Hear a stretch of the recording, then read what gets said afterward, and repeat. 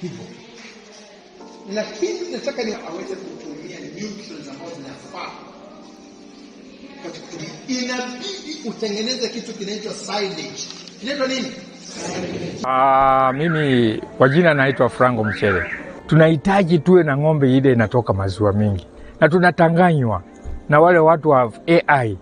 Unamuita, anachukua pesa yako na unampatia na anakuwekea mbegu ambao ng'ombe hata haiwezi kuzaa. Sasa wanasema hii ng'ombe ifanywe isafishwe. Sasa akisafisha tena kirudi tena ni same thing. Sasa huwezi kuelewa. Na wanalipisha pesa ngapi? Wanalipisha kuanzia shilingi 1500 to 2500. Akija lazima tu upatie pesa. Anakuambia hii mbeko tunanunuanga. Tunataka wachunguzwe kwa maana wananunua mbeko ya urongo, wanatuletea sisi kuharibu ng'ombe zetu. Ningependa niombe serikali yetu iweze kusaidia kupata vifaa kama kula, kama vifaa ya kupima maziwa kama iko sawa. Hapo ndio ningependa serikali tukumbushe ili tuweze kuendelea. Ni Naman. Mimi nataka serikali tusaidie wafundishe wakulima upande huu zaidi mambo ya kulima ya dairy. Maana wafundisho ndio wamelaka. Asante. Kwa majina naitwa Ambwere, mwanzilishi wa kampuni moja ambayo inaitwa MolaPlus, ambao tunasaidia wakulima wafugaji na walimaji kuzalisha mali kutokana na ukulima na mifugo. Ng'ombe ana haja na vile virutubishi ambavyo vinapatikana kwa ile lishe ambayo umempea. Kwa mfano kama ng'ombe unataka akue, tumesema kwamba 70% ya chakula chake lazima kiwe ni energy, 30% lazima kiwe ni protein. Alafu minerals ni lazima. Huwezi sema kwamba utampea madini ama usimpee. Tena ikiwa ni nyazi tu gunia 3, tuseme hiyo gunia 3 ni kilo 100.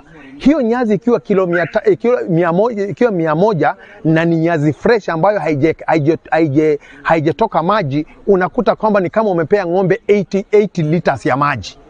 Na labda tu nyazi kidogo ambayo itakuwa na nutrients, na hizo nutrients zinaweza kukosa kuwa na balance inayofaa.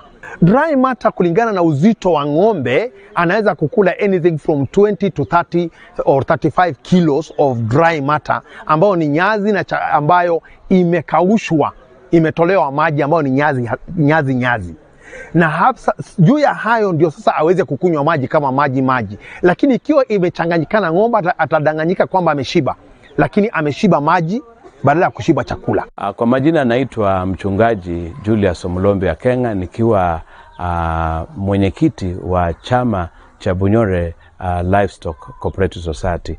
Tulichunguza tukapata kwamba watu wa pali kama Murang'a na Nyeri na kaunti zingine kwamba hao wanapata kwa ng'ombe moja lita kama 50. Na tulipochunguza tukapata kwamba hata wakipata lita kama 20 na ama 25, mkulima anakuwa na wasiwasi. Lakini sisi tunapata vikombe 3 ama vikombe 5. Mtu akipata 5 tunaona ng'ombe yake imefanya vizuri sana. Lakini hiyo ni chini sana. Ndiposa tukakusanyika akasema tujue ni kisa na maana ya kupata maziwa machache ni nini. Ni nini tunapofanya, mkulima anafanya ili afanye akue na maziwa mengi.